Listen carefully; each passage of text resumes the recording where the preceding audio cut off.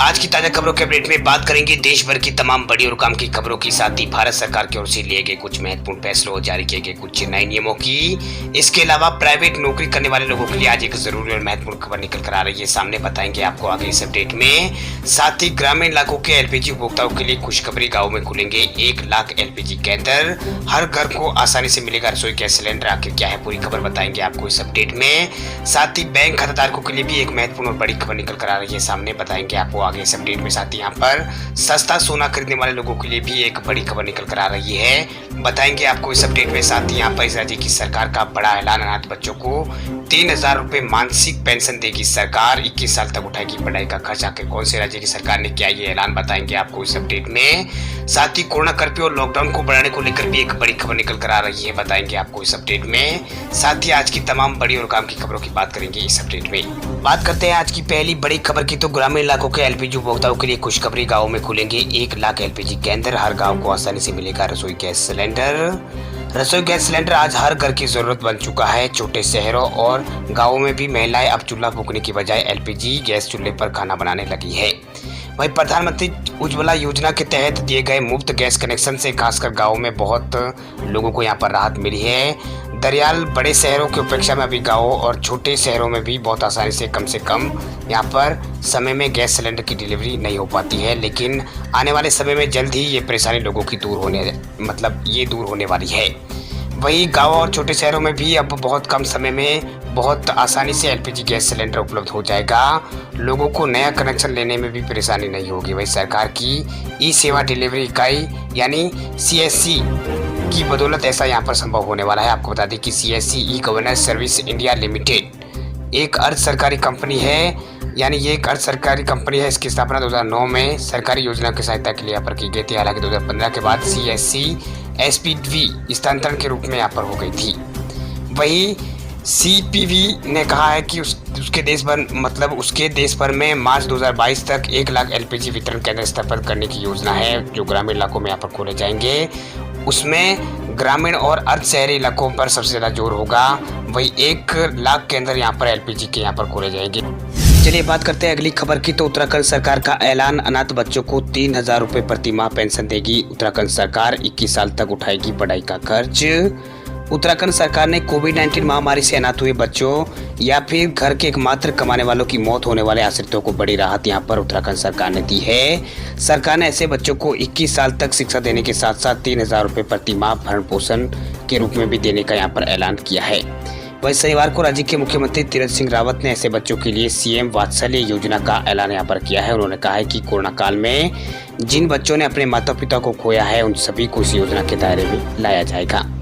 वहीं राज्य के ऐसे अनाथ बच्चों की आयु यहाँ पर 21 वर्ष की होने तक उनका भरण पोषण सरकार की ओर से किया जाएगा। वहीं शिक्षा के साथ साथ रोजगार से पूर्व प्रशिक्षित व्यवस्था भी सरकार उनके यहाँ पर करेगी। उन्होंने बताया है कि अनाथ बच्चों की पैतृक संपत्ति के लिए नियम भी यहाँ पर बनाए जाएंगे। इसके तहत उनके बड़े होने पर उनके जो पैतृक संपत्ति है उसे बेचने का अधिकार किसी को यहाँ पर नहीं होगा। ये जिम्मेदारी स्वयं जिले के डीएम की होगी। ये सरकार ने ये बड़ा ऐलान यहाँ पर किया है। अब बात करते हैं अगली खबर की, तो राजस्थान में बढ़ेगा लॉकडाउन, गहलोत सरकार ने दी है मंजूरी। राजस्थान में एक बार फिर लॉकडाउन लगना तय है। गहलोत मंत्री परिषद की शनिवार को हुई बैठक में लॉकडाउन बढ़ाने पर गहन मंथन हुआ। वही कैबिनेट ने मुख्यमंत्री अशोक गहलोत को लॉकडाउन बढ़ाने के निर्णय के लिए अधिकृत यहाँ पर कर दिया है।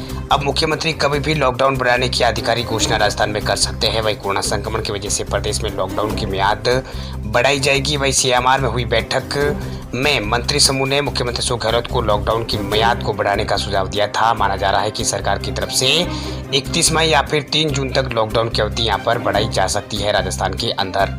वहीं मंत्रिपरिषद की बैठक में कोरोना काल में मौत का शिकार हुए लोगों के परिजनों को राहत देने पर भी यहाँ पर चर्चा हुई है। सीएम ने अधिकारियों को दिशा निर्देश दिए हैं कि वो राहत पैकेज के बिंदुओं का अध्ययन करें। वहीं मंत्रिपरिषद की बैठक में कोरोना के वर्तमान स्वरूप और वैक्सीनेशन को लेकर भी चर्चा हुई। अब बात करते हैं अगली खबर की, तो आज फिर महंगा हुआ है पेट्रोल और डीजल। एक दिन की राहत के बाद फिर बढ़े हैं दाम। दुनिया में कच्चे तेल का तीसरा सबसे बड़ा ग्राहक भारत मौजूदा समय कोरोना वायरस की दूसरी लहर से जूझ रहा है। वही देश भर में आज पेट्रोल और डीजल के दामों में बढ़ोतरी हो गई है। वहीं देश की राजधानी दिल्ली में पेट्रोल 17 पैसा और डीजल 27 पैसा प्रति लीटर आज महंगा हुआ है। वहीं 2 मई से अब तक 13 बार पेट्रोल और डीजल के दाम बढ़ाए जा चुके हैं। वहीं इन दिनों में पेट्रोल ₹2.84 प्रति लीटर और डीजल ₹3.34 प्रति लीटर महंगा हो गया। इसके अलावा मध्य प्रदेश के भोपाल, अनूपपुर और राजस्थान के श्री गंगानगर में पेट्रोल के दाम ₹100 प्रति लीटर को पार कर गए हैं। इसके अलावा राजस्थान के यहाँ पर कई जगह राजस्थान में जो पेट्रोल है वो ₹104 प्रति लीटर पार हो चुका है। वही दिल्ली में आज पेट्रोल डीजल के दामों में बढ़ोतरी हुई है। पेट्रोल के दाम यहाँ पर ₹53.21 प्रति लीटर हो गए हैं। वही डीजल के यहाँ पर 27 पैसे बढ़ने के बाद डीजल भी ₹84.07 प्रति लीटर यहाँ पर हो गया है। वही मध्य प्रदेश के भोपाल में पेट्रोल ₹101.28 प्रति लीटर मिल रहा है। इसके अलावा डीजल यहाँ पर ₹92.50 प्रति लीटर मिल रहा है। इसी तरह राजस्थान के गंगानगर में पेट्रोल के दाम ₹104.18 प्रति लीटर है। वही डीजल यहाँ पर ₹96.51 प्रति लीटर मिल रहा है। इसके अलावा मध्य प्रदेश के अनूपपुर में पेट्रोल ₹103.86 प्रति लीटर मिल रहा है। कोरोना संकट के बीच टीकाकरण अभियान जारी है। इस बीच केंद्रीय स्वास्थ्य मंत्रालय ने स्पष्ट किया है कि निजी कार्यस्थल पर जो कर्मचारी अपने लिए कोविड-19 टीकाकरण अभियान का आयोजन कर रहे हैं वो अपने कर्मचारियों के परिवार के सदस्यों के लिए भी टीकाकरण अभियान का विस्तार कर सकते हैं। वहीं केंद्रीय स्वास्थ्य मंत्रालय ने राज्यों और केंद्र शासित प्रदेशों को लिखे पत्र में कहा है कि कार्यस्थल पर कोविड टीकाकरण केंद्रों पर कर्मचारियों के परिवार है उसके सदस्यों और आश्रितों को भी कोविड-19 टीकाकरण से कवर किया जा सकता है। वहीं मंत्रालय ने कहा है कि टीकाकरण के लिए निजी कार्यस्थलों को उन निजी अस्पतालों से टीका की खुराक खरीदनी होगी जिनके साथ संबंधित कंपनी ने टीकाकरण के लिए करार यहाँ पर किया है। वहीं मंत्रालय ने अपने पत्र में कहा है कि सरकारी कार्यस्थल सीवीसी के लिए 45 साल या उससे अधिक आयु के लाभार्थियों को भारत सरकार द्वारा राज्य और केंद्र शासित प्रदेशों को सप्लाई की जाने वाली मुफ्त वैक्सीन डोज के माध्यम से कवर यहाँ पर किया जा सकता है। वैक्सीन निर्माताओं से संबंधित राज्य व केंद्र शासित प्रदेश सरकार सीधे उससे खरीदी गई खुराक के जरिए 18 से 44 साल के जो आयु वर्ग के लाभार्थी उनको टीका लगाकर उनको यहाँ पर कवर किया जा सकता है। चलिए बात करते हैं अगली खबर की। तो बैंक खाताधारकों के लिए जरूरी खबर, आईसीआईसीआई बैंक ने जारी किया है record credit card. HDFC bank पर लगे बैन से मिला है फायदा। मार्च तिमाही में आईसीआईसीआई बैंक ने रिकॉर्ड संख्या में क्रेडिट कार्ड जारी किए हैं। दरअसल एचडीएफसी बैंक द्वारा क्रेडिट कार्ड जारी करने पर लगे बैन का सबसे ज्यादा फायदा आईसीआईसीआई बैंक को मिल रहा है। वह रिजर्व बैंक ऑफ इंडिया के आंकड़ों के मुताबिक मार्च तिमाही के दौरान आईसीआईसीआई बैंक के कार्डधारकों की संख्या 6,72,911 की इसमें वृद्धि यहाँ पर हुई है, जबकि इस अवधि में एचडीएफसी बैंक के पोर्टफोलियो में 3,22,999 की कमी यहाँ पर आई है। वही दिसंबर 2020 में आरबीआई ने एचडीएफसी बैंक को बड़ा झटका देते हुए बैंक के सभी डिजिटल सेवा पर रोक यहाँ पर लगा दी थी। केंद्रीय बैंक ने 2 दिसंबर को एक आदेश जारी करते हुए इंटरनेट बैंकिंग, मोबाइल बैंकिंग और पेमेंट यूटिलिटी सर्विस पर रोक लगा दी थी। इसके अलावा केंद्रीय बैंक ने बैंक के नए क्रेडिट कार्ड जारी करने पर भी रोक लगाई थी। पिछले 2 साल में एचडीएफसी बैंक के ग्राहकों को यहाँ पर डिजिटल सर्विस में कई बार दिक्कतें आई है, जिसकी वजह से केंद्रीय बैंक ने ये कदम उठाया था। वही बैन से पहले एचडीएफसी बैंक ने पिछले वित्तीय वर्ष के हर महीने में 1 लाख से ज्यादा क्रेडिट कार्ड ग्राहकों को यहाँ पर जोड़ा था।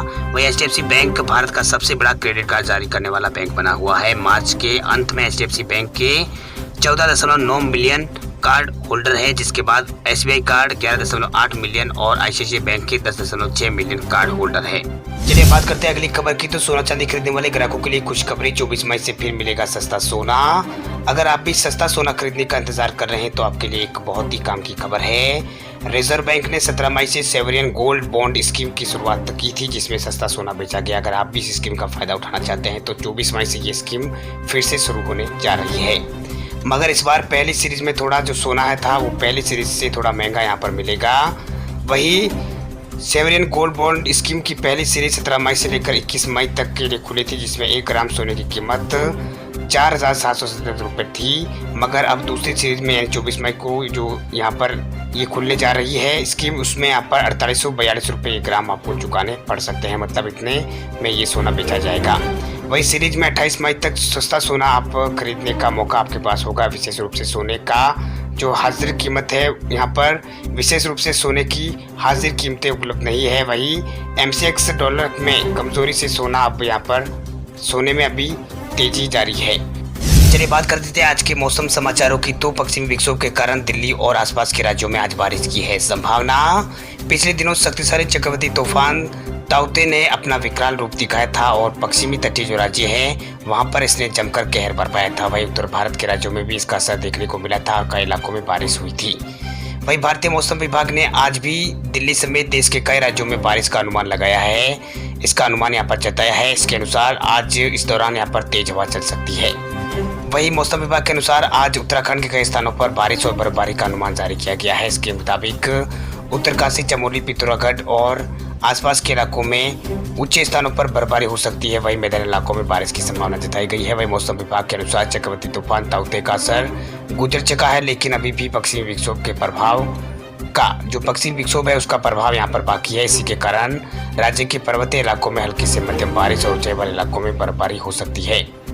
वहीं पश्चिमी विक्षोभ की वजह से दिल्ली एनसीआर में पिछले 3-4 दिनों से हल्की से मध्यम बारिश यहाँ पर हो रही है। हालांकि कल कुछ यहाँ पर आसमान साफ दिखा था, वहीं आज दिल्ली में हल्की बारिश होने की संभावना जताई गई है। इसके साथ ही अगले 24 घंटों के दौरान हिमालय क्षेत्र और उत्तरी पश्चिमी मैदानी इलाकों में मौसम शुष्क बने रहने की संभावना है। हालांकि कल और परसों उत्तर प्रदेश में 30 से 40 किलोमीटर प्रति घंटे की रफ्तार से तेज हवा चलने की संभावना यहाँ पर जताई गई है। वहीं पश्चिमी विक्षोभ के कारण राजस्थान के कई इलाकों में बारिश की संभावना बन रही है।